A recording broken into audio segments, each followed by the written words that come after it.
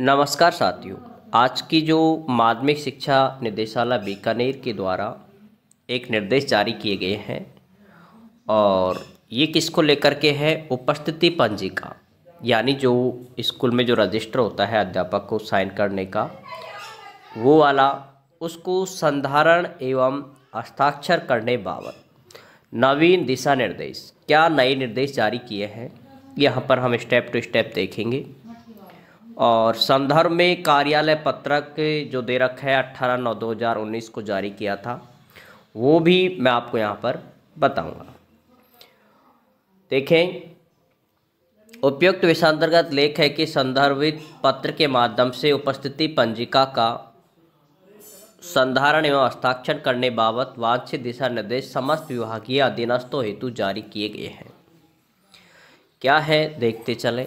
संदर्भित पत्र की निरंतरता में पुनः अवगत, जो संदर्भ 18/9/2019 को जारी किया था उसको पुनः अवगत कराते हुए किया है कि राज्य के समस्त विद्यालयों में कार्यरत समस्त कार्मिकों, प्रधानाचार्य में समस्त स्टाफ सदस्य, यहाँ पर आप देख रहे हैं प्रधानाचार्य और समस्त स्टाफ सदस्यों के लिए है ये कि समय पर संबंधित विद्यालय में उपस्थित होना अनुशासन का प्रथम चरण है। पहली बात, जितने भी साथी हैं टाइम पर 7:30 का टाइम है तो 7:30, 10 का है तो 10 का, ये फिक्स है।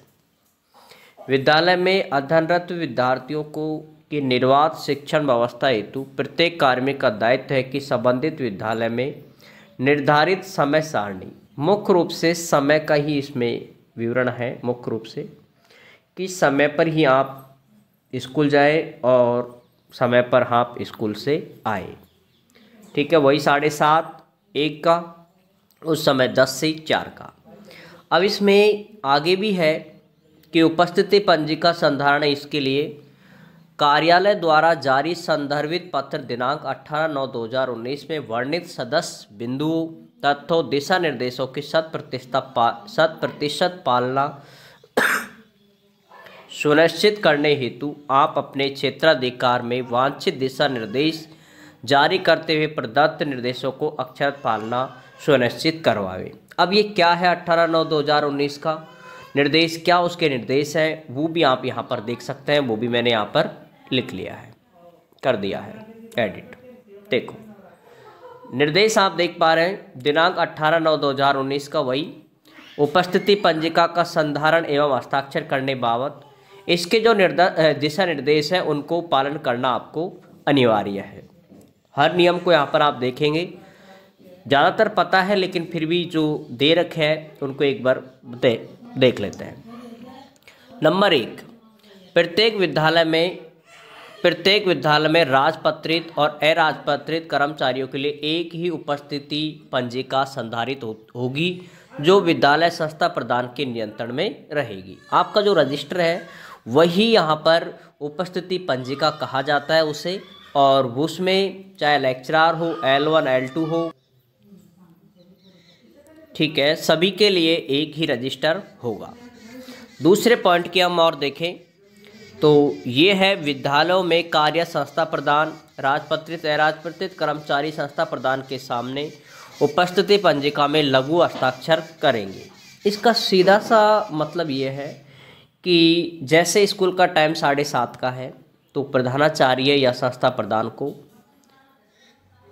पहले आना होता है, 5 या 10 मिनट पहले, और उसके बाद जितने भी कार्मिक आते हैं वो अध्यापक गण वो उनके सामने हस्ताक्षर करें।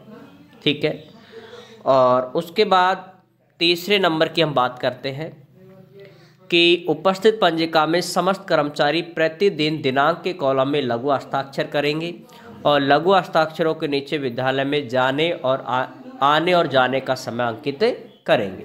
तो ये सभी साथी आप करते हो, स्कूल में टाइम जाने का भी डालते हो, आने का डालते हो।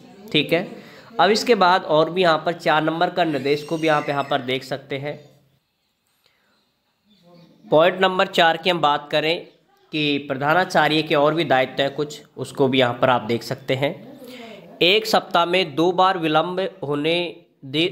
विलंब से आने पर उस अधिकारी या कर्मचारी के एक आकस्मिक अवकाश के कटौती के आदेश कर दिए जाने चाहिए। ध्यान रखना, इसमें क्लियर लिखा हुआ है यहाँ पर कि 2 बार विलंब होने पर, एक बार हो जाता है, एक बार के लिए भी उसको लिखित में सूचना देनी होगी, चेतावनी देनी होती है लिखित में। आप यहाँ पर देख पा रहे हैं, इस लाइन को मैं पहले बता रहा हूँ। 5वें नंबर पॉइंट में प्रथम बार देरी होने पर लिखित चेतावनी देनी होगी संस्था प्रधान को। ठीक है, ऐसी चेतावनी उसके वार्षिक कार्य मूल्यांकन प्रतिवेदन में लिखी जानी चाहिए। अब देखो कितना कठोर और एकदम स्ट्रिक्ट नियम है कि एक बार जो आप चेतावनी देते हो उसको भी वार्षिक कार्य मूल्यांकन प्रतिवेदन में लिखी जानी चाहिए। किसमें? आपको पता है, ये जब आप APR भरते हो उसमें। दूसरी बार देरी आने पर उसके विरुद्ध अनुशासनात्मक कार्य की जा सकेगी। ठीक है, तो ये भी है। तो जो संस्था प्रधान होता है वो आपको 2 बार विलंब के लिए, 2 बार यदि आप विलंब होते हो सप्ताह में, तो उसके लिए आकस्मिक होते हो तो आगे आपको APR में भी इसको लिखना होता है, और साथ में वेतन कटौती के लिए भी इसमें कहा गया है। देखो इसमें कहा है कि एक उस अधिकारी या कर्मचारी की एक आकस्मिक अवकाश की कटौती के आदेश, हाँ वेतन का नहीं कहा है इसमें, जो आपकी एक CL है उसको काटने के आदेश कर दिए जाने चाहिए। अगर कोई कोई अध्यापक देर से आता है सप्ताह में 2 बार, तो दूसरी बार उसकी CL लगाना सुनिश्चित करें। ये बात इसने कही है। इस प्रकार दिए गए आदेशों की एक प्रति अधिकारी या कर्मचारी की व्यक्तिगत पत्रावली में रखी जानी चाहिए। ये उसके लिए है जो आप चेतावनी देते हो उसकी बात है। उसकी वार्षिक कार्य मूल्यांकन प्रतिवेदन लिखते समय इसका उल्लेख किया जाना चाहिए। यदि वर्ष की समाप्ति से पूर्व ही किसी कर्मचारी के आकस्मिक अवकाश समाप्त हो जाते हैं, यदि उसकी CL खत्म हो जाती है, तो बिना वेतन के, जिन्हें हम WPL कहते हैं, ठीक है, या तो देखो PL मिलती है या WPL उनको स्वीकृत करनी होगी संस्था प्रधान को। ठीक है, और इन सभी के विरुद्ध आप जो संस्था प्रधान है वो विरुद्ध वर्गीकरण नियंत्रण अपील नियम नंबर 17 के अनुसार अनुशासनात्मक कार्रवाई की जानी चाहिए। ये विद्यालय लेट आने के ऊपर है। ठीक है, तो ये नवीनतम जो निर्देश थे उसमें मुख्य रूप से जो दिया गया है वो सिर्फ और सिर्फ किसको लेकर के है? निर्देश समय को लेकर के। ठीक है, टाइमिंग आपका जो लेकर के, जिसमें आप 7:30 से लेकर के 1 बजे तक और 10 से लेकर के 4 बजे तक। ठीक है, ये जो दे रखा है इसी के ऊपर मुख्य रूप से आपको इस निर्देश में है। तो सभी साथी समय पर आएँ और समय पर ही आप विद्यालय से जाएं।